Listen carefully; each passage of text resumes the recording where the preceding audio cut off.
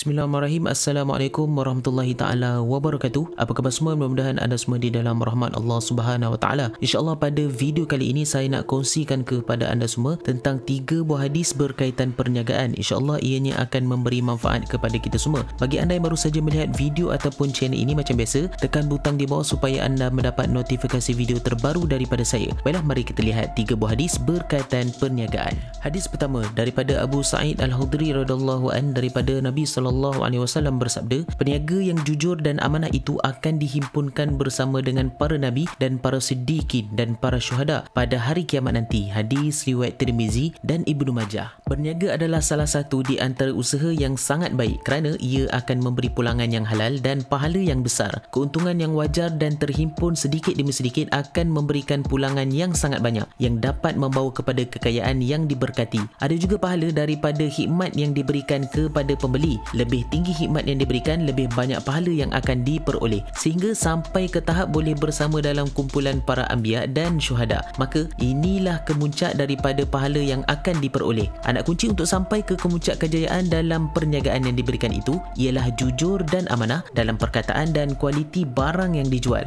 Jujur dan amanah pada sukatan dan timbangan serta sentiasa menepati janji. Jujur dan amanah dalam hutang piutang. Jujur dan amanah dalam segala jenis kira-kira. Jujur dan amanah pada menunaikan hak-hak pekerja, jujur dan amanah pada menunaikan hak Allah Subhanahu Wa Taala dalam perniagaannya seperti membayar zakat dan lain-lainnya. Maka apabila segala ini berlaku dalam perniagaan, peniaga itu akan diberikan ganjaran yang sangat mulia, iaitu bersama-sama dengan para anbiya dan syuhada pada hari kiamat nanti. Hadis kedua daripada Jabir bin Abdullah radhiyallahu an, bahawasanya Nabi SAW bersabda, semoga Allah Subhanahu Wa Taala memberi rahmat pada seseorang yang berlebih kurang apabila menjual, berlebih kurang apabila membeli, berlebih kurang apabila menagih hutang. Hadis riwayat Bukhari. Berdasarkan hadis ini, bertolak ansur atau berlebih kurang dalam jual beli dan hutang piutang adalah sangat baik di dalam dunia perniagaan. Misalnya, ada tawar-menawar dalam harga, ada potongan tertentu, ada bonus tertentu, dan dari segi pembayaran pula boleh bertangguh ke beberapa masa tertentu. Kalau si penjual rasa dirugikan, harga boleh dibincangkan semula. Begitu pula kepada si pembeli rasa ditipu, harga boleh dikaji semula dan seterusnya. Jadi ada sikap keterbukaan di antara semua pihak yang terlibat di dalam urusan perniagaan itu. Maka dasar ini sangat diredai oleh Allah Subhanahu Wa Taala dan akan membawa berkat di dalam perniagaan.